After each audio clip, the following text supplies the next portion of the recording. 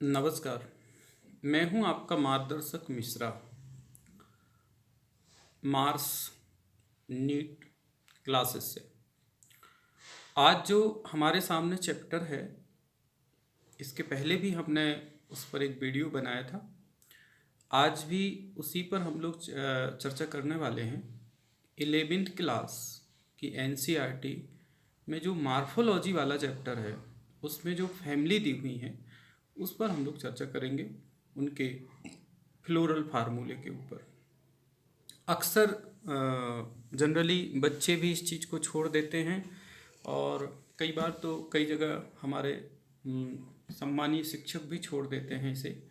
तो इस चैप्टर को हम लोग देखेंगे। कठिन कठिन चैप्टर के हमने जो है वीडियो बनाए हुए हैं, तो इस पर हम लोग अपनी बात रखते हैं। चलिए हम लोग पहुंचते हैं और देखते हैं फैबेसी फैमिली के लिए। फैबेसी फैमिली की बात यदि कोई करता है तो इसका मतलब ये हुआ कि वो जो है आपसे पाइजम सिटाइबम की फैमिली की बात कर रहा है। तो फैबेसी फैमिली है ये, फैबेसी फैबेसी फैमिली। या फैबेसी फैमिली को हम लोग जो है पी फैमिली भी कह सकते हैं। पी फैमिली मतलब मटर की फैमिली, बटला की फैमिली, या इसे पेपियोलियोनेसी फैमिली भी कहा जा सकता है। आपको ये सभी नाम याद करना है। पेपियोलियोनेसी फैमिली भी हम लोग इसे कहेंगे, या इसे जो है हम लोग सब फैमिली है एक्चुअल लेगुमिनेसी, तो हम लेगुमिनेसी बर्ड भी यहाँ पर लिख के हम लेगुमिनोज या लेगुमिनेसी फैमिली के लिए हम लोग यूज कर सकते हैं। किसी भी प्रकार से आपको ये क्वेश्चन आ सकता है। वो बच्चे जो नीट की तैयारी कर रहे हैं वो इस चीज़ पर विशेष ध्यान दें कि उनके पास लगभग ये सभी नाम जो हैं वो याद रहें। इसके हम लोग फ्लोरल फार्मूले की बात करते हैं। ये देखिए, जाइगोनोमॉर्फिक कंडीशन है, इसको हम करते हैं बाइसेक्सुअल कंडीशन पढ़ेंगे। फिर हम के पढ़ते हैं 5 ब्रैकेट है, सी पढ़ेंगे 1+2+2 और 2 में ब्रैकेट लगाएंगे। फिर हम पढ़ेंगे ए 9+1 लेकिन 9 में ब्रैकेट लगाएंगे। जी में 1 लिखेंगे और ओवरी सुपीरियर लिखेंगे। ये इसका फ्लोरल फार्मूला है। तो इस फ्लोरल फार्मूले में सभी का मीनिंग क्या होता है, हम लोग उस पर भी चर्चा करेंगे। ये जो वर्ड है इसको हम बोलते हैं जाइगोनोमॉर्फिक। जाइगोनोमॉर्फिक जो टर्म है एक्चुअल एक प्रकार का ये जो है बाइलेटरल सिमिट्रिकली टर्म है। कौन सा टर्म है?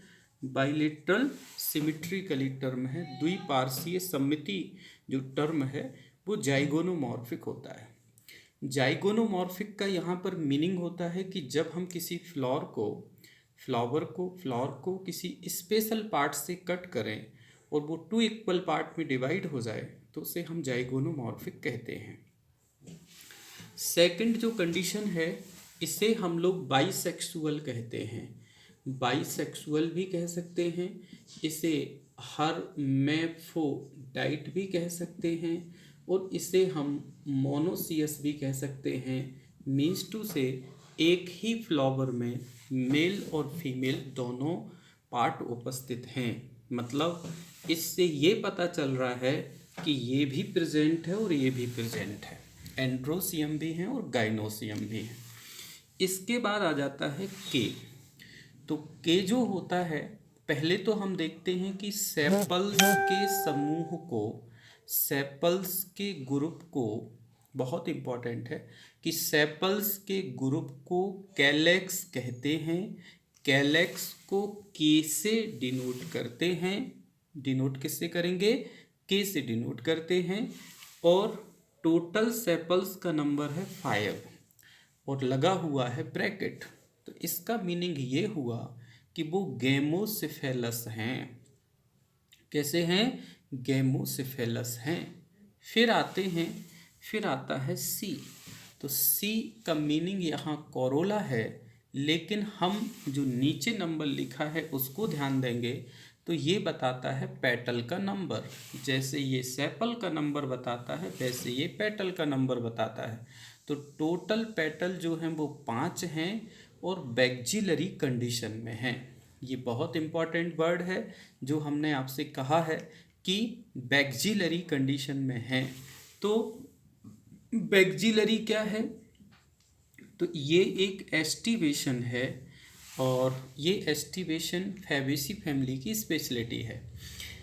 इसके बाद इस एस्टिवेशन में हम बात करते हैं तो इसमें क्या होता है कि जो 2 पेटल होते हैं, एक पेटल होता है ऊपर होगा, उसके अंदर फिर 2 पेटल होते हैं और उसके अंदर फिर 2 पेटल होते हैं और वो आपस में जुड़े होते हैं। वो क्या होते हैं?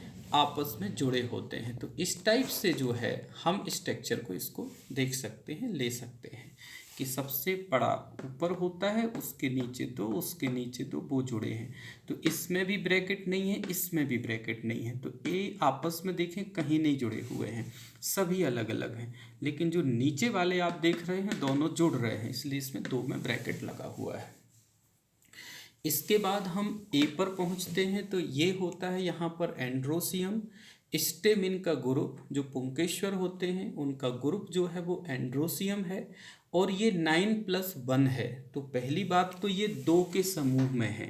तो जब 2 के समूह में होता है तो उसे हम लोग बोलते हैं डायडल्फस। कौन सा वर्ड यूज करेंगे? डायडल्फस। ध्यान रखिएगा, बहुत इंपॉर्टेंट है। एक वर्ड यूज करते हैं डायडल्फस। तो जब 2 के ग्रुप में होता है तो डायडल्फस और जब 1 के ग्रुप में होता है तो मोनोडल्फस। वो हमारे मालवेसी फैमिली या मस्टर्ड फैमिली का वो सॉरी मालवेसी फैमिली या चाइना रोज फैमिली की वो प्रॉपर्टी है मोनोडल्फस। और ये डायडल्फस ये फैबेसी फैमिली की प्रॉपर्टी है। अच्छा, चूँकि यहाँ तुम्हारे यहाँ एक और फैमिली दी है लिलिएसी फैमिली, तो लिलिएसी फैमिली और फैबेसी फैमिली दोनों में डायडल्फस कंडीशन है, याद करिएगा। इसके बाद 9 जो हैं वो आपस में जुड़े हैं, यूनाइटेड हैं और एक जाके जो है वो अलग है। इसके बाद हम बात करते हैं जी। तो गाइनोसियम को हम जी बोलते हैं और इसके ब्रैकेट में 1 लिखा है, इसका मतलब वो मोनोकार्पेलरी है। क्या है वो? मोनोकार्पेलरी। तो 1 लिखा है इसलिए वो मोनोकार्पेलरी है और जी के नीचे माइनस का निशान लगा है, इसका मतलब है कि वो सुपीरियर है। क्या है वो? सुपीरियर है। हमारा एक वीडियो है उसको आप जरूर देखिएगा, हाइपोगाइनियस, पेरीगाइनियस, इपीगाइनियस का। तो जब कोई कंडीशन हाइपोगाइनियस होती है तो उसे सुपीरियर कहा जाता है। अब हाइपोगाइनियस क्या होती है? तो हाइपोगाइनियस की परिभाषा होती है, डेफिनेशन होती है जो हाइपोगाइनियस कंडीशन है कि जब ओवरी थैलेमस के ऊपर हो, ये थैलेमस है और ये यहाँ हमने बना दी ओवरी। जब ओवरी थैलेमस के ऊपर हो, ये ओवरी है तो कहाँ पर है? ये थैलेमस के ऊपर। जब ओवरी थैलेमस के ऊपर हो और सेपल्स, पेटल्स, ये पेटल्स हो गए, और एंड्रोसियम कहाँ से निकल रहे हैं? Below site of ovary, ovary के नीचे से निकलते हैं, तो ये कंडीशन कहलाती है हाइपोगाइनियस कंडीशन या हाइपोगाइनस कंडीशन। और जब कंडीशन हाइपोगाइनियस होती है तो ओवरी सुपीरियर हो जाती है। ये बहुत अच्छी बात है कि नीट के सिलेबस में जो 3 फैमिली दी हुई हैं, Solanaceae family, Fabaceae family, Liliaceae family, तीनों में ही सुपीरियर कंडीशन बनती है और हाइपोगाइनियस कंडीशन बनती है। तो टेंशन नहीं लेना है, ये हाइपोगाइनियस के लिए एक अलग से वीडियो है, आप उसे देख लीजिएगा। ये सिर्फ आपको फैबेसी फैमिली के लिए इतना तैयार करना है।